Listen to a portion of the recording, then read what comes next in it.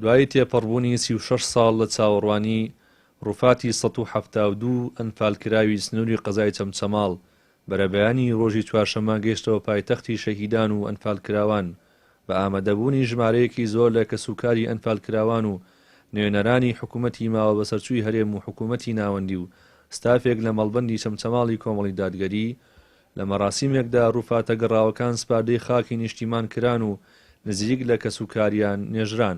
ئەمڕۆ بۆ ئێمە بەنسبەت شارەکەمان و قەزا و ناحەکانی دەوروبەر بەڕاستی ڕۆژێکی مێژوویە کە پێشوازیەکەین لە 172 ڕووفاتی خزمان و ئازیزانی ئێمە کە بەڕاستی لە کارەساتێکی جەرگ بڕوو دڵتەزیانە هەمویان بێسەر و شوێنکران و ئەنفالکران.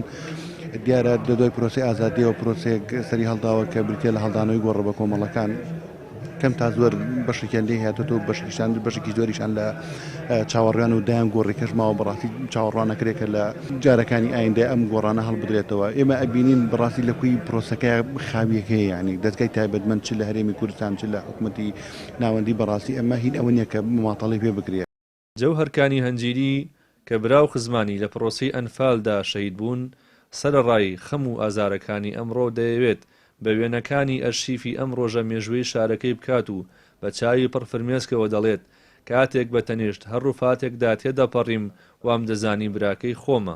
لە کاتێک ئەم ڕۆفاتانە دۆزرایەوە 172 ڕۆفاتە 20 نازنامەی تایەشە لە نازنامەکان برای منە لەگەڵەوەشا ئێمە بەشداری فاسی دیئەنمان کردووە بە ئومێدیەوەی کە ئومێدێکی تاڵە بتوانین ڕۆفاتەکەمان بۆ دەنشرا کردو بچینە گۆڕەکە سەردانی بکەین. دیارە من سەرڕای ئەوەش بە حکمیەوەی کە لە کەیسی ئەنفال و کاری دیکۆمنتکردنی کەسوکاری و ئازارەکانی ئەنفالەکەم ئەمڕۆ لەگەڵ خۆمە بەرەگار بوومەوە کە بۆی بتوانم وێنەی ئەو ئازارانەی دایکێشی ئەنفال، خوشکێشی ئەنفال، نەوەیەکی ئەنفال لە ڕێچایی کامیرەکەمەوە تۆمارکەم. بەڵێ وڵی هەستێکی تاڵە بەڕاستیەوەی کە ئێستا من هەموو کەسوکاری منن و من هەموو بە کەسوکاری خۆمەزانم بەس بەیانی کاتێک هاتمە ناو ڕۆفاتەکانەوە بەتەک هەر دانێشیان هەڕەدا بووم و هەستمەکرد براکەی خۆمە. ئەمە بۆ من تۆزێ قورس بوو ئای نەشمەزانی لەسەر کامیان بۆسم. کەسوکاری ئەنفالکراوان و بەشداربوانی مەراسیم نیگەران و ناڕازین لە بەڕێوەچوونی مەراسیمەکە کە بەرپرسانی باڵای حکوومەت لە ڕۆژێکی مێژووی وا گەورەدا ئامادە نەبوون بەشدار بن و پێیان وایە کە هیچ خزمەتێک بە خانەوادەی ئەنفالکراوان نەکراوە. وەکو کەسوکاری ئەنفال پێش هەموو شتێ ئەوەی ئەم ڕۆگلەیمان لە ئەوە هەیە ئەم ئێسک و پروسکە کە گەڕایەوە با لە مەراسیمێکی شایستە بواە هەموو خەڵک هەر دەوام نەبواە ئەمڕۆ بکرایە بە پشوو. خاوەنی 4 ئەنفالی سێ برا و دایکمان ئەنفال کراوە لە پرۆسی ئەنفالە تاوەکو ئێساکینە ئێمە هیچ ڕووفاتی ئازیزانەوە بەدەست نەگەشتەوە. ئەم مەراسیمەش بە حەقەت شایستەی کەسوکاری ئەنفال بتون کە کەسانی بەرپرسی یەکەمی هەرێمی کوردستان بە نوێنەرایەتی بەشداریان کردوپیان شەرمە بێن لە ناو کەسوکاری ئەنفالکراوانە خۆیان بەشداری مەراسیمەکان بکەن.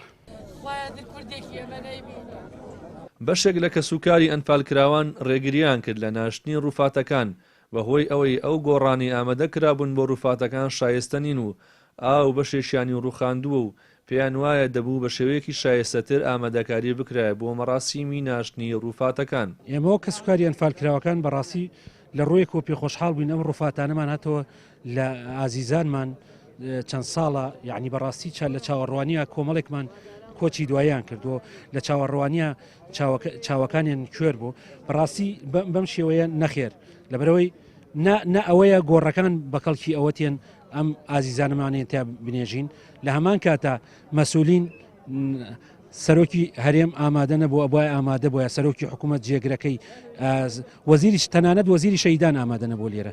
میراتگرانی ئەنفال داواکارن کە حکوومەتی هەرێم کار بکات تا تەواوی ڕووفاتی ئەنفالکراوان بگەڕێنێتەوە خاک و وڵاتی نیشتیمان تا چیتر لە چاوەڕوانی ئەواندا بە حەسرەت و خەمەوە نەمێننەوە. ڕەبین محەممەد کەناڵی ئاسمانی پەیام چەمچەماڵ.